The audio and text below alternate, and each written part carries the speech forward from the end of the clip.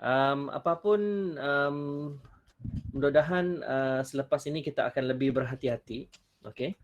Kita lebih berhati-hati untuk amalkan SOP di dalam kelas kita supaya kita jangan leka lah. Sebab kalau kita dapat mungkin juga kita akan bagi kesan kepada family kita lah. Dan saya faham ada yang ahli yang parents risau sangat sudah. Okey, macam mana anak saya ni dan sebagainya, ada yang PM saya. Tapi it's okay, kita buat tindakan yang betul. Kita mau pastikan semua orang terhindar daripada masalah inilah. Okay. Alright, kita start untuk kelas hari ini. Simple saja, saya tidak akan ambil masa yang panjang. Okay.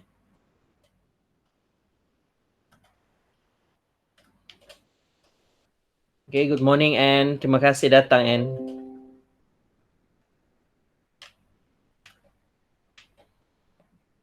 Okay, boleh nampak slide saya ni?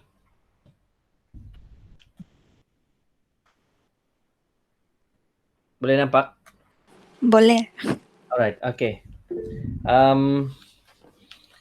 Kawalan motor. Okey, kawalan motor ini kalau kita lihat, saya ada dua skrin sebenarnya. Ini adalah saya punya first part yang saya boleh nampak semua. Yang sebelah sini pula adalah slide saya. Selama PKP ni, syukur jugalah at least saya boleh upgrade bahan-bahan barang-barang saya khususnya untuk mengajar lebih bagus dan sebagainya. Okey, so hari ini adalah kawalan motor. Okey, kawalan motor 9.2 yang mana kita tidak sempat untuk kuliahkan di sekolah, tetapi kita akan kuliahkan di sini dan saya akan saya sudah buat rakaman dan rakaman ini juga akan di-sharekan di dalam grup lah dan juga dia akan di-upload di YouTube supaya kamu boleh refer. Sebab saya nampak kesan daripada rakaman-rakaman ini, saya masih ingat lagi di semester 2. Semester 2 adalah semester yang antara yang semester yang agak payah. Okay, agak payah sebab ramai yang ada Michelle. Mana dia? Ini tak boleh jadi ni Michelle. Mana kau? Pagi Michelle. How are you? Di mana kau?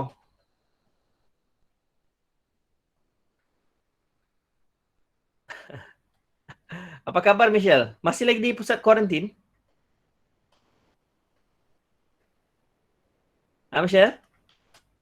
Dia terpaksa, dah tahu macam mana mau, dia tekan-tekan ni sekarang. Di mana mau cakap ni? Di mana mau cakap ni? That's okay. Ya. Di pusat kebudayaan,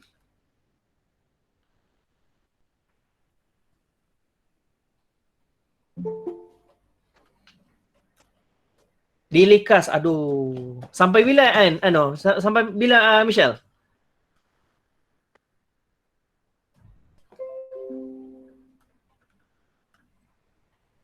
Sampai bila kau kena kuarantin? Minggu depan?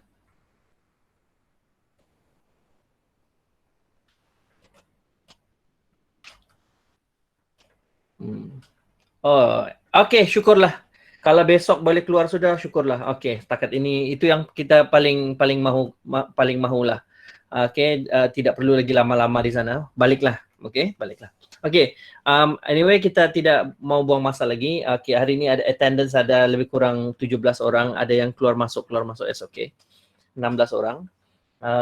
Mudah-mudahan ada yang dapat ikutlah terus. Okey, so hari ini adalah kawalan motor seperti mana yang saya sudah ceritakan hari itu. Okey. Kawalan motor ini adalah diartikan sebagai satu bidang kawalan yang mengkaji posture.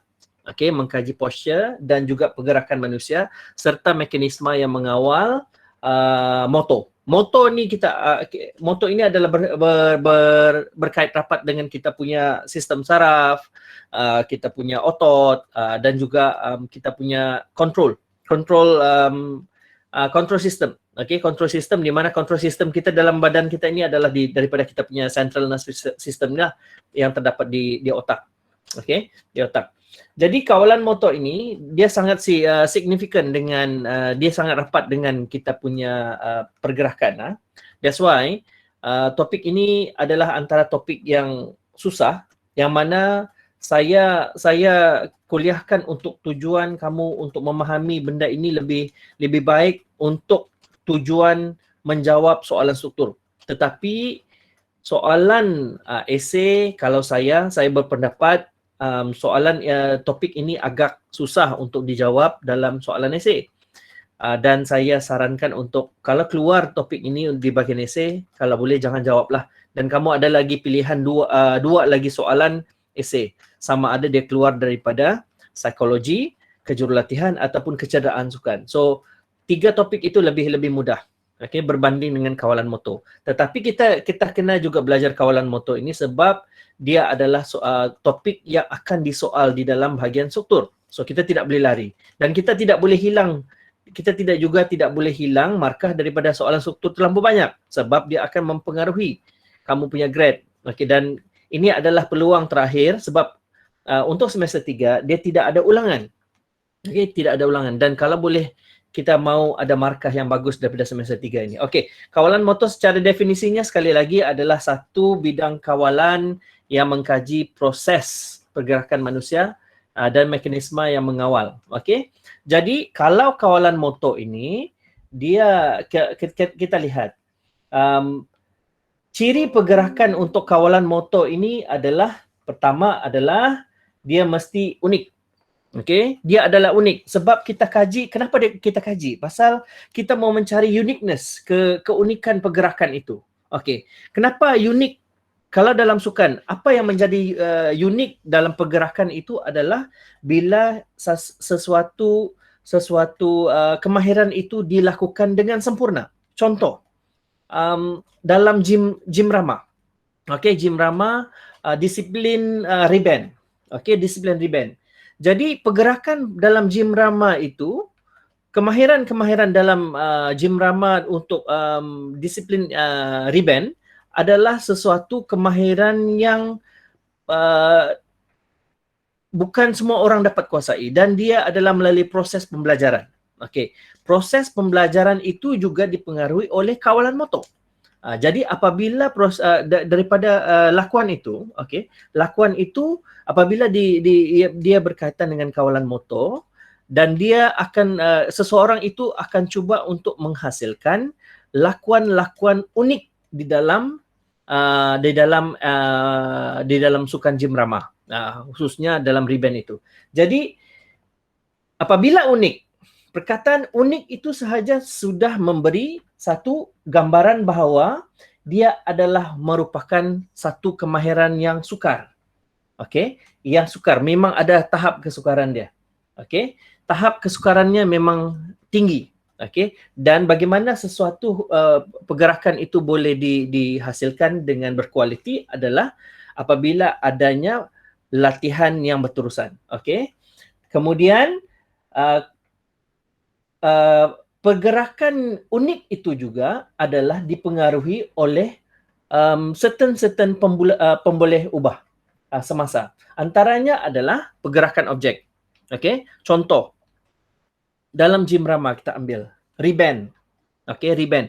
Bagaimana dia hendak membentuk rebound yang boleh melakukan dengan tangan itu boleh melakukan pergerakan rebound itu berputar-putar hampir bulat. Jadi itu adalah dipengaruhi oleh pergerakan objek yang mana pelaku dipengaruhi oleh pemboleh ubah pergerakan objek. Contohnya rebound itu tongkat rebound itu dibaling ke atas ke udara dan atlet membuat gulingan dan menyambut. Okey. Jadi daripada itu bukan semua orang boleh melakukan benda itu sebab kemahiran itu adalah kemahiran yang sukar dan boleh dilakukan jika ada latihan yang berterusan. Dan kedua adalah pemboleh ubah yang kedua adalah gerakan-gerakan pelaku, atlet lah. Jadi pergerakan-pergerakan ini juga akan mempengaruhi keunikan itu. Okey, lagi sukar sesuatu kemahiran itu dilakukan, lagi unik. Macam bola sepak lah. Bukan semua orang boleh buat dribble pusing sana pusing sini dalam bola sepak. Dan semua itu dilihat sebagai satu keunikan seseorang itu kalau dia boleh membuat dribble dengan melepasi beberapa orang. So, itu adalah merupakan sesuatu yang melibatkan pergerakan juga, pergerakan pelaku, individu dan juga pergerakan objek. Yang kedua adalah ciri pergerakan yang kedua ialah melibatkan flexibility. Okay, flexible. Dia adalah fleksibel. Ciri pergerakan kawalan motor ini fleksibel. Dia ada yang boleh dikawal. Pergerakan itu ada yang boleh dikawal. Ada yang automatik. Okay. Ada yang automatik. Ada yang dia separa kawalan. Okay. Flexibility ini, kalau kemahiran yang fleksibel ini adalah merupakan satu bentuk gabungan kemahiran dalam situasi yang terhad. Contoh, dalam masa yang sama, okey, dalam masa yang sama, keupayaan otot beserta dengan kebebasan sendi bergerak dengan sepenuhnya. Okey, contoh, kita ambil contoh sebagai kita tengok satu YouTube lah. Okey.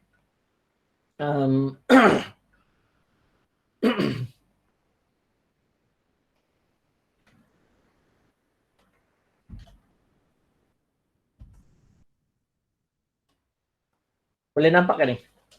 YouTube ini. Boleh?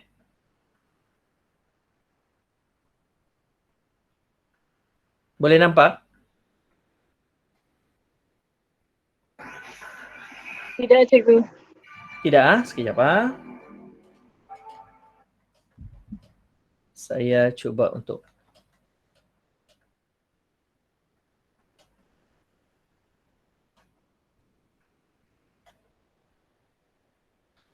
okey, ni boleh nampak ah? Ni boleh nampak?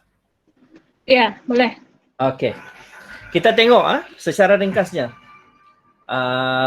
Skill yang dilakukan dalam sukan. Okey, skill yang dilakukan dalam sukan, kita ambil contoh Messi. Okey. Macam mana Messi ini melakukan pergerakan-pergerakan dia dengan flexibility dia, keunikan dia untuk melakukan satu kemahiran yang cantik lah. Okey. Tengok betul-betul macam mana Messi melakukan skill dia.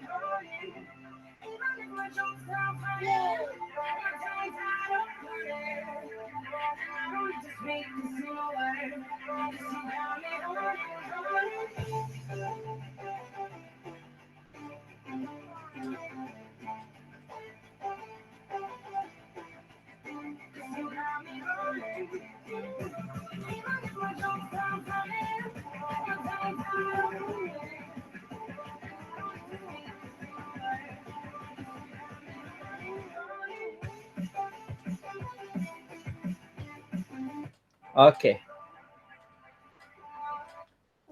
Alright. Berbalik kepada slide kita sini. Boleh nampak slide ini balik?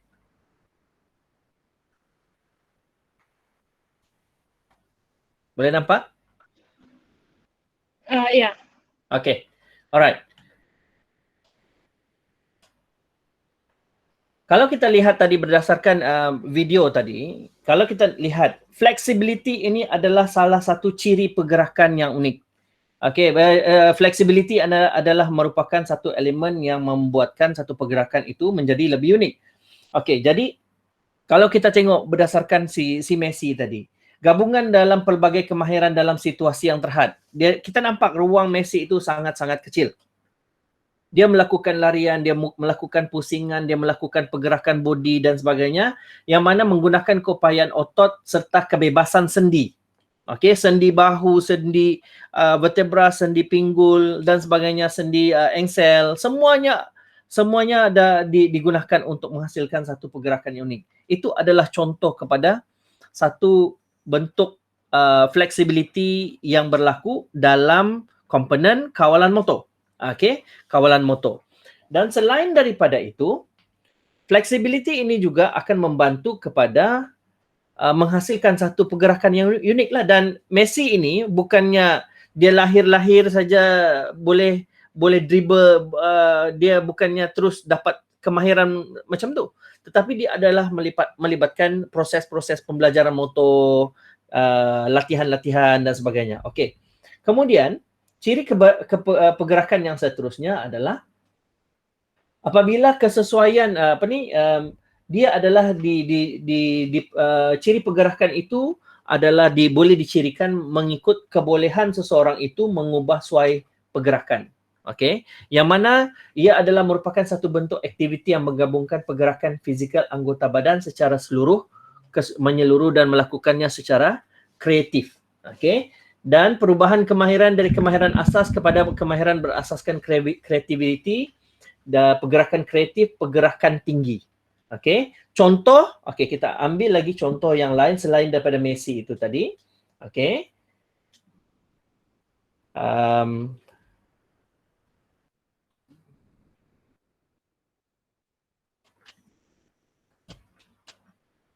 Okey, kita ambil satu contoh dalam gimnastik.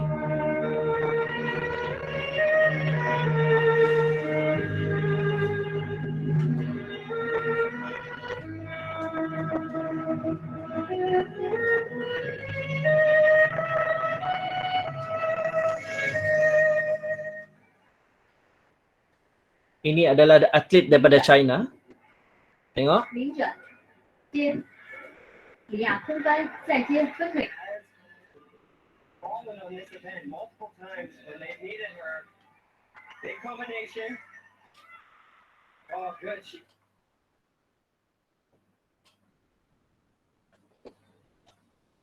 Okey, ini lagi satu.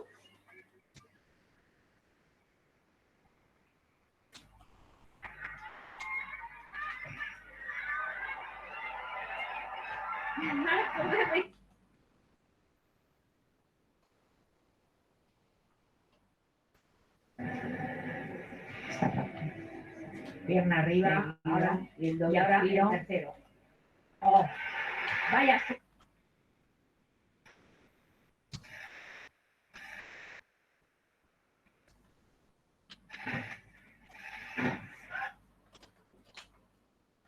Okay, last one.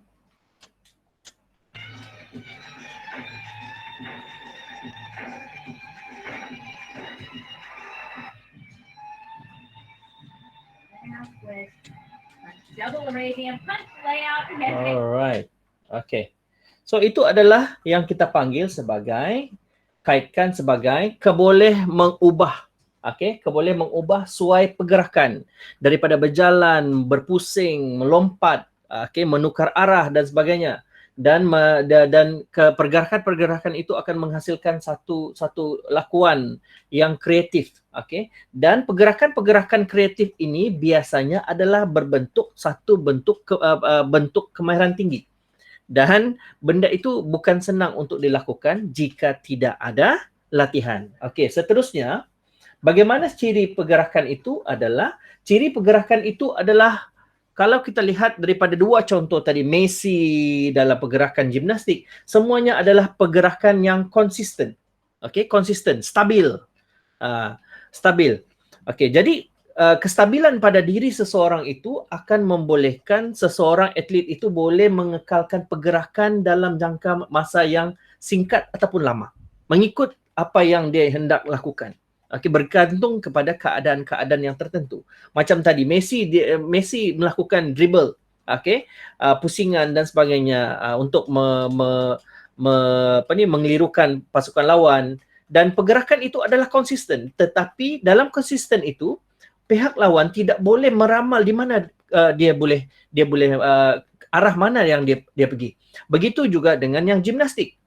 Gimnastik itu dia boleh melakukan pada satu tempoh masa yang panjang. Tadi kita nampak dia buat skill Arabian itu, dia pusing, dia lompat dan dia balik kuang, berpusing di udara dan sebagainya, dan dia landing dengan satu tanpa ada terhempas dan sebagainya. Itu adalah merupakan satu pergerakan yang, ciri pergerakan yang konsisten. Okey. So itu adalah satu bahagian dalam kawalan motor. Yang kedua adalah kita perlu tahu bahawa semua itu dipengaruhi oleh faktor-faktor yang tertentu. Okey. Faktor yang pertama yang mempengaruhi kawalan motor tadi, seperti Messi dan juga ahli gimnastik itu tadi, adalah dipengaruhi oleh latihan, praktis. Without practice, you are nothing. Macam juga kamu sekarang lah. Okay, kamu tidak lama lagi akan menghadapi exam, ada yang akan duduk trial ulangan semester 1, semester 2 akan datang, dan juga dah lama lagi akan menduduki exam STPM, semuanya akan menduduki exam semester 3. Dan bagaimana hendak bagaimana satu kita kemahiran kita ini konsisten. Contohnya membuat latihan teknik menjawab kita menjadi lebih konsisten disebabkan sama macam sukan, iaitu latihan ataupun praktis. Yang mana simple sahaja dia punya sipir, lebih kerap berlatih akan jadi lebih mahir. Dan kepelbagaian latihan itu akan membuatkan seseorang itu akan dapat melakukan satu-satu kemahiran itu dengan lebih stabil, unik. Okay? Balik kepada yang kita sebut tadi adalah antara kesan daripada latihan ataupun praktis yang lebih kerap ini dan kepelbagaian latihan ini akan menjadikan seseorang itu punya pergerakan seseorang itu menjadi unik. Macam kamulah latihan, kepelbagaian latihan akan menjadikan teknik menjawab kamu itu menjadi lebih unik, menjawab dengan lebih bagus. Kemudian kamu boleh fleksibel. Okey, fleksibel dengan pelbagai latihan yang saya beri dengan teknik yang kita gunakan sekarang, okey, dan latihan-latihan yang lain, kamu boleh menghadapi apa saja bentuk soalan. Fleksibel, no problem. Kenapalah pusing macam mana soalan itu. Begitu juga dengan latihan itu boleh mempengaruhi kamu punya corak persembahan.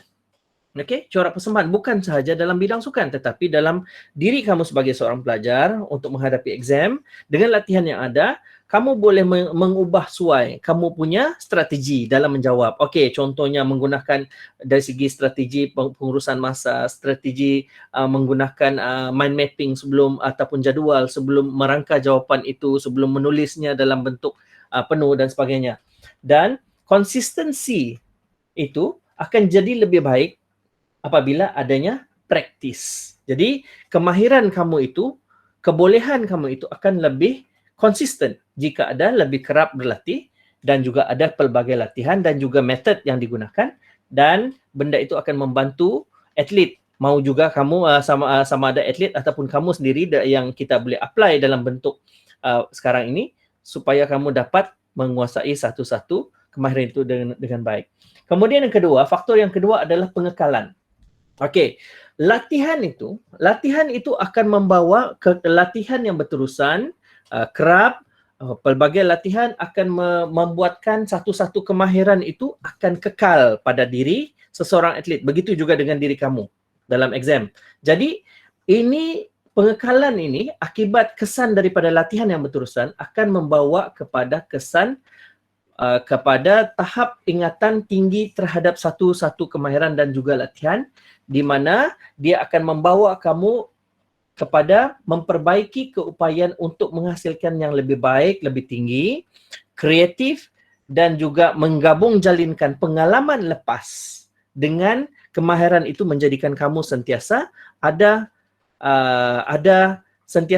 sentiasa boleh meningkatkan kemahiran itu, tidak kira dalam perubahan keadaan yang macam mana. Okey. Dan yang baiknya adalah latihan dan juga latihan yang berterusan akan membawa kepada pengekalan ingatan. Sesuatu kemahiran dan juga latihan akan berupaya memindahkan kemahiran itu kepada satu bentuk lakuan sebenar pada actual event.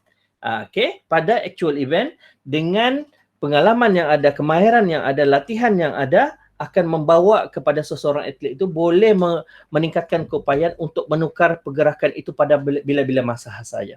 Okey, tiada masalah. Kenapalah satu keadaan itu sukar ataupun contoh Messi tadi dia menghadapi 1 lawan 5 orang, tetapi dengan pengalaman, dengan latihan dan juga kemampuan untuk mengekalkan kemahiran itu, dia boleh memindahkan memindahkan daripada pergerakan dia itu, daripada pergerakan biasa-biasa kepada pergerakan yang lebih skillful, yang lebih kreatif. Okey, dan dia boleh berupaya untuk mengubah pergerakan itu, arah pergerakan itu pada bila-bila masa saya mengikut situasi. Alright.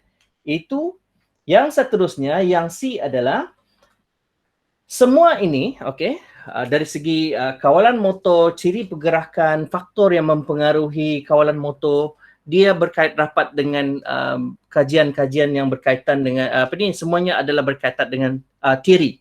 Okey. Seorang itu mahir ataupun skillful ataupun kreatif dalam melakukan satu pergerakan itu dikaitkan dengan beberapa teori. Dalam sukatan pelajaran kita ada 2 teori yang berkaitan. Yang pertama adalah teori refleks. Okey, teori refleks. Yang kedua adalah teori hierarki. Okey, teori hierarki. Jadi apa itu teori refleks? Okey, teori refleks ini pertama adalah satu bentuk tindak balas. Satu bentuk tindak balas terhadap rangsangan luar. Okey, rangsangan luar yang berada di luar. Okey. Kemudian dia adalah merupakan pergerakan yang di luar kawal. Means benda itu, pergerakan itu adalah secara automatik berdasarkan rangsangan. Okey, berdasarkan rangsangan.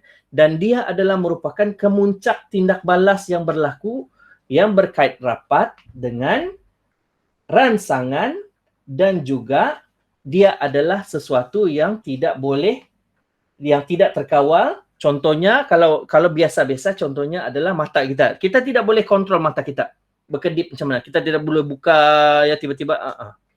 Okey. Dan juga berpeluh, kita tidak boleh kawal. Bagaimana pula kaitannya tindak balas ini berkaitan dengan teori refleks?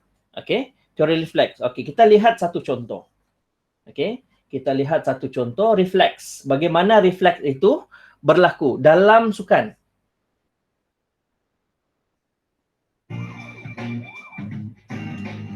Okey. Okey, tengok. Dia tangkap. Itu ada refleks. Refleks lagi. Okey, berdasarkan rangsangan dan dia tangkap.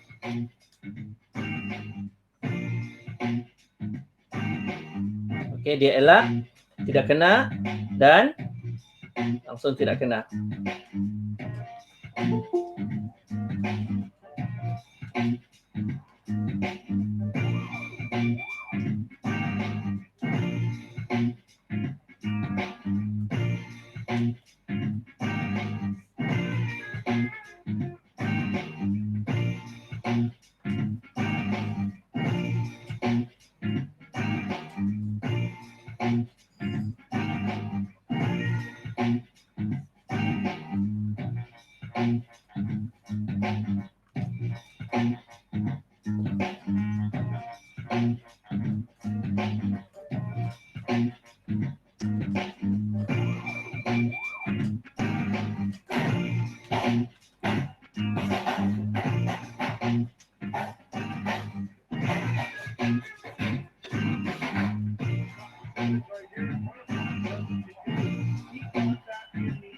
Okey. Alright. Itu adalah salah satu contoh yang saya katakan tadi adalah satu bentuk tindak balas segera terhadap rangsangan luar. Okey, kita nampak bola baseball itu melayang dan dia automatically rangsangan itu dia akan tangkap bola itu supaya dia bola itu tidak terlepas. Okey, itu adalah tindakan yang di luar kawal yang mana semua itu adalah melalui proses bantuan deria. Okey, deria di mana bermula dengan mata dan maklumat itu dihantar melalui impuls, dihantar ke otak, ditafsirkan dan dihantar balik kepada efektor otot untuk melakukan tindakan secara refleks. Okey, kalau selama ini kita belajar dalam sains adalah contoh lutut sajalah. Lutut ataupun pegang benda panas dan kita tarik. Itu adalah tindakan refleks. Okey, ketuk lutut dan dia automatik tendang. Itu adalah tindakan refleks. Tetapi dalam sukan tadi adalah dia adalah satu bentuk tindakan yang berlaku dengan sangat pantas dan dia tidak sempat lagi untuk diproses dan dia terus hantar untuk buat satu-satu tindakan. Dan dia adalah satu bentuk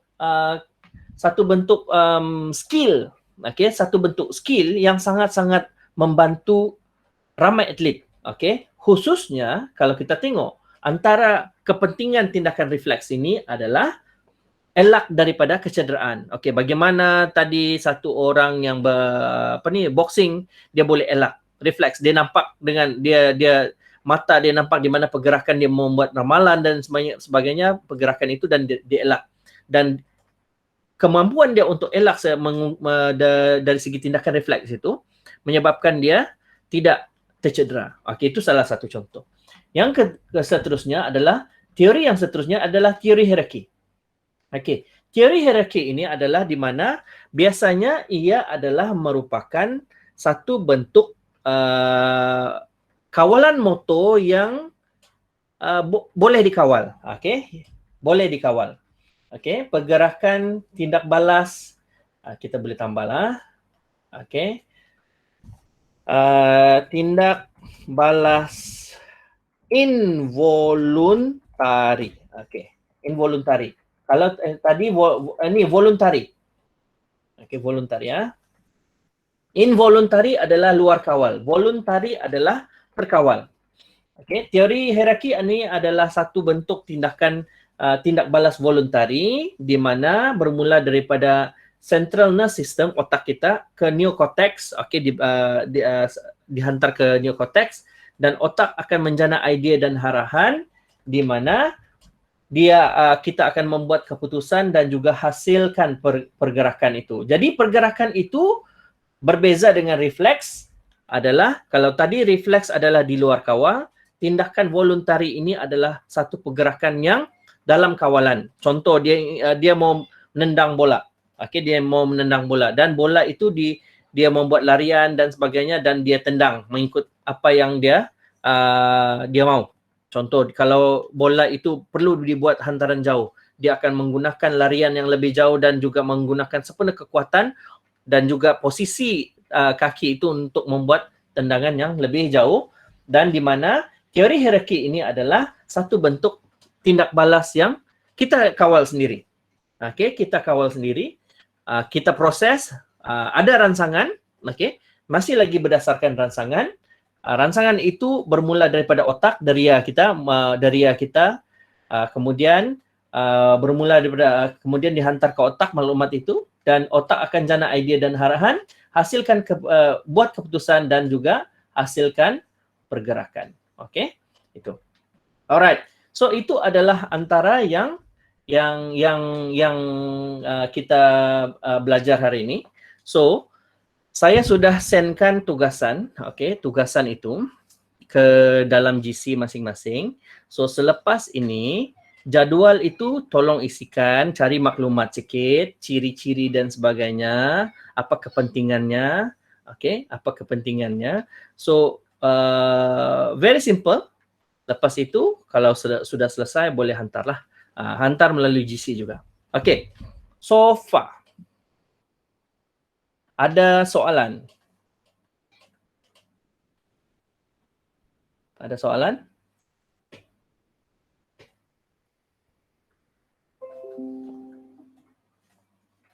Ada soalan untuk kawalan motor ni? Actually part ini agak susah mau diterangkan, tetapi dia perlukan bahan lah. Okey, ada soalan?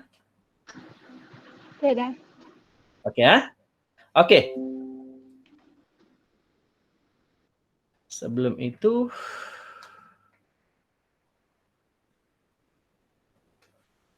right. Okey. Okey, kalau tidak ada soalan, semua orang sudah terima tugasan dalam GC kan? Ya. Okey. So, tugasan dia simple, just penuhi saja apa yang kosong di situ. Gambar aja saya sudah tunjuk, dan boleh buat carian maklumat di internet, dan juga boleh tadi kalau ada buat catatan tadi boleh refer di catatan kamu lah. Okey. So, betul-betul lebih kurang 45 minit lah juga. Okey. Tolak tadi 10 minit kita sudah buang, 35 minit lebih kurang.